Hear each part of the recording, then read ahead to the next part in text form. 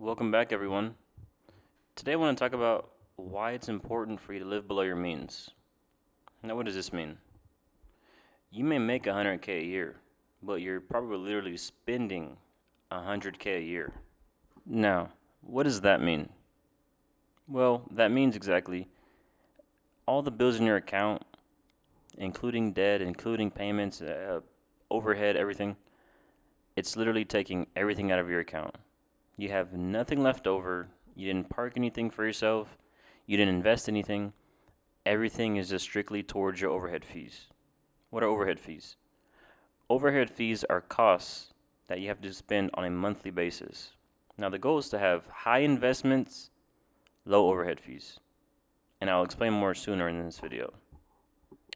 Now, personally for me, I am cash poor. Very, very, very, very cash poor. I'm asset rich. So everything goes to assets, and anything in my bank account is only a couple bucks. I don't have no money in my account. Everything goes to assets, and whatever overhead fees that I have get taken care of. Now, another reason is people are consistently trying to flex.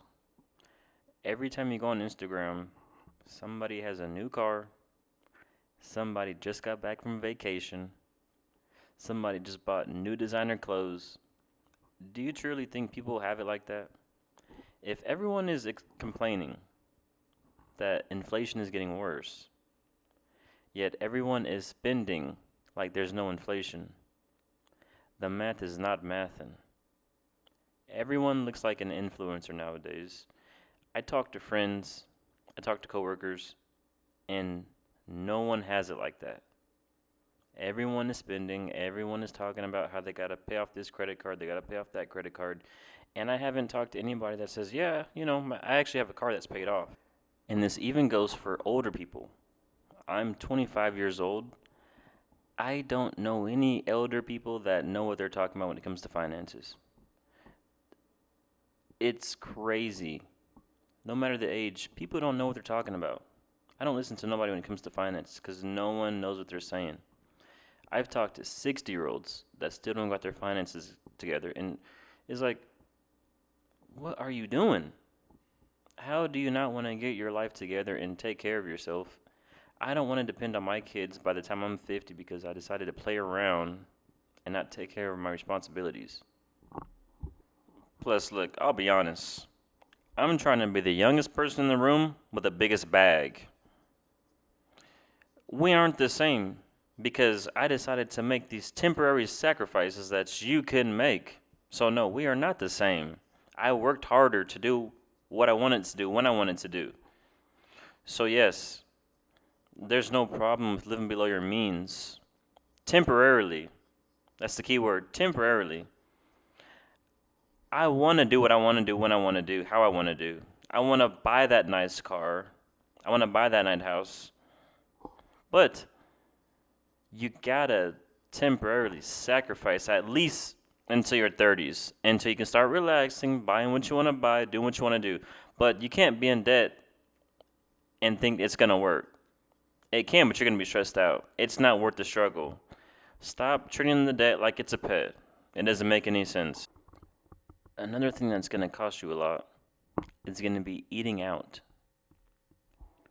Now, whether it's eating out with your girlfriend, eating out at work, it's gonna cost you. When I go to McDonald's to get a 10-piece chicken nugget, that's gonna be about 20 bucks. I gotta get my Sprite on the side, because you need your acid Sprite.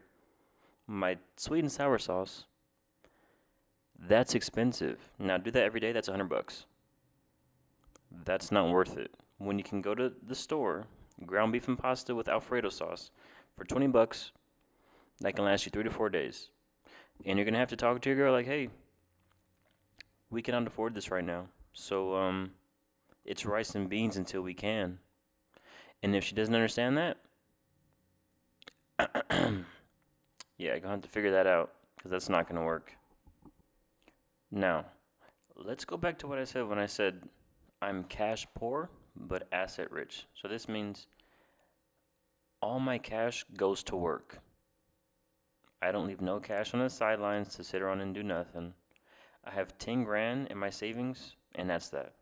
That's enough to cover a transmission, potentially a funeral, knock on wood, uh, anything out of the ordinary.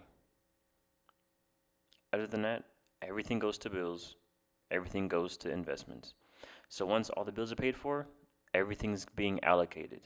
401ks, Roth IRAs, ESPP plans, taxable accounts, whatever I can put my money to that's going to grow, it's going into that. It's wasteful to have all the bunch of cash sitting on the side not doing anything when it can go to debt or to investments. Now, something I want to ask you is, are you paying yourself first? What does that mean? Before you pay everybody, did you put money in your savings account? Personally, I would suggest $100 now, depending on what you get paid per paycheck. 150 a week, depending on how you get paid and what you get paid per paycheck. I would do 150 a week. Now this means you're paying yourself before everyone else is getting your payment. You worked hard all week just for you not to get the money? No, you need to pay yourself first. You need to make sure that you're taken care of with a nice little emergency fund. Now, it's not going to be 30, 40 grand. $2,000, $3,000 for a savings account is plenty. Just until you get out of debt, and then you can allocate 6 to 12 months of savings into a savings account. And this is not going to be an investment account. It's strictly savings because we need to make sure that if something hits the fan, that we're taken care of. It's time to start asking yourself, what's the long-term plan? You got to be tired of barely making it, penny pinching. Who wants the penny pinch? What's the long-term plan? I'm talking 10 years out. Are you trying to be living comfortable, or are you trying to be in the same situation that's not getting you nowhere? You've been doing it for how long and it still ain't working? It's time to start asking yourself, what I need to start doing to get ahead. Stop trying to keep up with the Joneses.